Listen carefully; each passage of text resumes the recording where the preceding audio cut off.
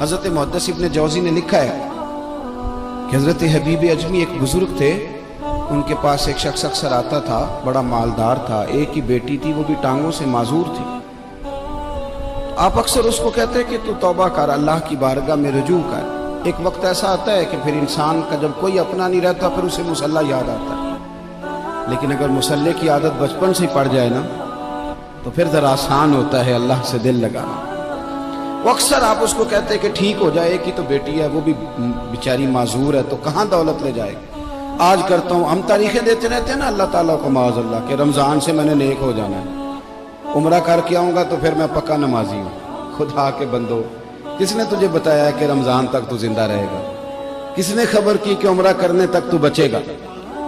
حضرت حبیب اجمی اس کو کہتے تو کہتا بڑی جلدی ٹھیک ہو جاؤں گا۔ ایک دن سویرے سویرے توبہ کرنے آ گیا۔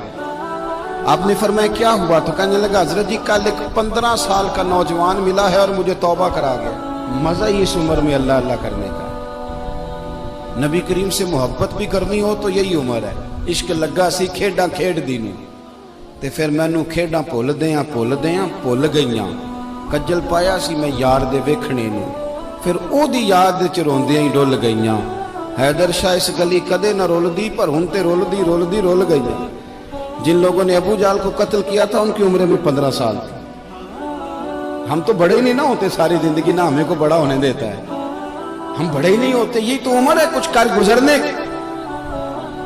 15 سال کا نوجوان توبہ کرا گیا تو آپ حضرت حبیب اجمی کہنے لگے وہ کیسے؟ کہنے لگا حضرت جی میں کل منڈی گیا تھا، مجھے کچھ سامان خریدنا تھا، تو بغداد کے بازار سے میں نے مچھلی خرید لی 10 کلو، باقی بھی سامان تب خود لے جا نہیں سکتا تھا، تو مزدور آپ کو پتہ ہے بیچارے آج بھی سڑکوں پہ بیٹھے ہیں، مزدور بیٹھے تھے تو ان میں ایک نوجوان 14-15 سال کا، چہرے پہ بڑی روشنی۔ میں نے اس کو کہا بیٹے مزدوری کرو گے؟ کہنے لگا حضور مزدوری بھی کرتا ہوں، پڑھائی بھی کرتا ہوں، اور جو اللہ کو منظور ہو اس کی عبادت بھی کرتا ہوں۔ میں نے اسے کہا کہ یہ میرا سامان ہے فلان جگہ پہنچانا، کیا لوگے؟ کہنے لگا 3 دینار مزدوری۔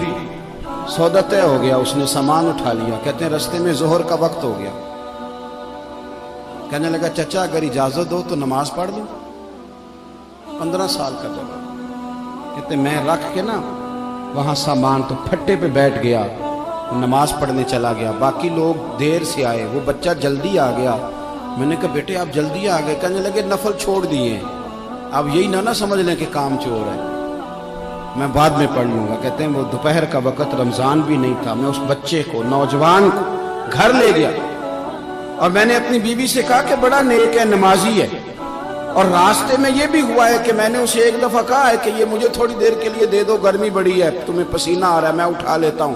کہنے لگا نہیں چچا میں رزق حلال کھاتا ہوں، اگر آپ اٹھائیں گے تو میں 3 دینار مزدوری پوری نہیں لوں گا، پھر پیسے کم کروں گا، میں نے طے کیا ہے کہ اٹھاؤں گا۔ تو کہتے ہیں میں نے اپنی بیوی کو بتایا تو بڑی متاثر ہوئی، کہنے لگی دوپہر کا کھانا پک گیا، اسے کو روٹی کھا لے، رمضان بھی نہیں تھا۔ کہتے میں باہر نکلا، اس کو 3 دینار تھمائے، تو میں نے کہا بیٹے ایک بات میری مانو گے؟ کہنے لگا بتائیے۔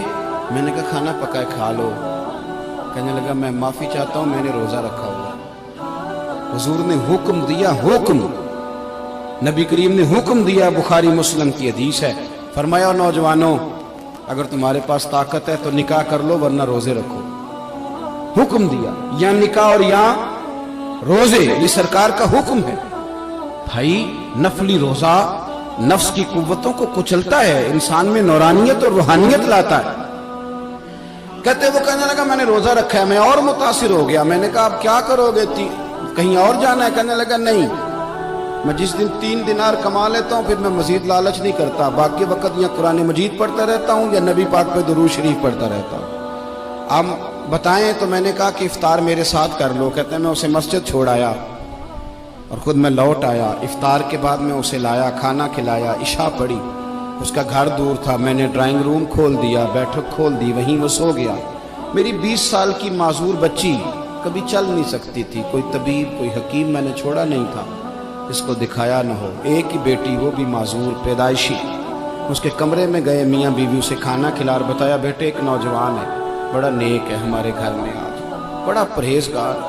پتہ ہے حضور نے کیا فرمایا؟ نبی کریم فرماتے ہیں جب نوجوان اٹھ کے تہجد پڑھتا ہے نا، نوجوان تو اللہ فرشتوں کے سامنے اس نوجوان پر فخر فرماتا ہے. اللہ فخر کرتا ہے کہ عمر دیکھو دیکھو یہ میری بارگاہ. اللہ فخر کرتا ہے, اللہ یعنی خدا خود میرے مجلس میں, اللہ فخر کرتا ہے. اب سوچے, تو ہم نے اپنی بیٹی کو بتایا کہ نوجوان اور بڑا نیک ہے, تو کہتے ہیں وہ کھانا کھلا کے ہم واپس آ گئے. آدھی رات کا وقت ہوا تو دروازے پہ دستک ہوئی. بچی اپنے کمرے میں سو رہی تھی, ہم اپنے کمرے میں, وہ بیٹھک میں. گھبرا کے اٹھے کہ اس وقت کون ہے دروازے پہ؟ تو بیٹی کہنے لگی ابا دروازہ تو کھولنا. کہتے ہیں دروازہ کھولا تو 20 سال ہو گئے تھے بیٹی کو, کبھی اس نے چل کے نہیں دکھایا تھا, کبھی دوڑ کے ادھر جاتی کبھی ادھر آتی. کہتی الحمدللہ اللہ نے میری ٹانگیں ٹھیک کر دی. ہم دونوں رونے لگے, اے اللہ تو کتنا کریم ہے, کیسے ہوا بیٹے سارا کچھ؟ بیٹی کہنے لگی ابا آپ نے کہا تھا نا کہ نیک نوجوان آیا ہے, تو میرے دل میں خیال آیا اللہ اگر واقعی نیک ہے تو اس کے صدقے مجھے شفا ہی دے دے. یا ایھا الذین آمنوا اتقوا اللہ وابتغوا الیہ الوسیلہ. تو کہنے لگی ابھی میری دعا بھی پوری نہیں ہوئی تو رب کریم نے فضل کیا ہے اور مجھے شفا عطا کر دی. کہتے ہم دوڑ کے اس کے کمرے میں گئے, اور جب ہم نے ہاتھ رکھا تو دروازہ پہلے سے کھلا تھا. ایک خط چھوڑ گیا تھا. آج کل کے پیر کی کرامت ہوتی تو فیس بک پہ دے دیتا, باقیوں کو بھی ذرا بھول پتہ چلے. کہتے ہیں وہ خط چھوڑ گیا اپنے بستر پہ کہ اگر تم لوگوں کو مجھ سے محبت ہو گئی ہے تو میرے پیچھے نہ دوڑنا, اس رب کی بارگاہ میں جھکنا جس رب نے میرے اوپر بھی فضل فرمایا ہے اور آپ پر بھی کرم فرمایا. میرے نوجوان دوستو, یہ جو بچپنا ہمیں لوگ کہتے ہیں نا ابھی بچے ہو, ابھی جب آپ بالغ ہو گئے تو نماز فرض ہو گئی, سچ بولنا ضروری ہو گیا, رزق حلال کھانا ضروری ہو گیا, شریعت ساری کی ساری لاگو ہو گئی. ایک تو درگزر سے کام لیں, دوسرا اپنی زندگی کے اندر خواہشات کو چھوڑیں. سادہ کھانا تو ویسے ہی انسان کو تندرست رکھتا ہے. یہ جو چکر ہم نے ڈالا ہوا ہے نا مرضیاں کرنے کا, اب موٹر سائیکل بالکل اچھی بھلی ہوتی ہے پر سفارش یہ ہے کہ ماڈل پرانا ہو گیا ہے, تو یہ تو کمزور لوگوں کی علامت.